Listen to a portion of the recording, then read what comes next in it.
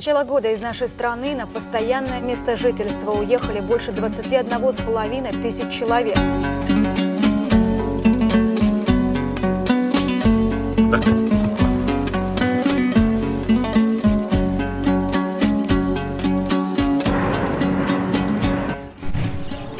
Түсініп жатырмын сенің хал жағдайыңды. Әлгі мақалды білесің ғой, өзге елде сұлтан болғанша, өз еліңде ұлтан бол. Сен онда бөтенсің, сенің ағайының, досың, дос-жараң ешкім жоқ ол жақта. Сен бөтенсің бәрібір ол шетелде.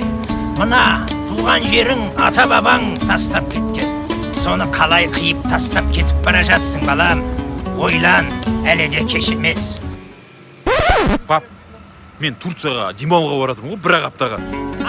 Жарайды онда. Онда болса маған дубленка алып келуді ұмытпа. Ол жер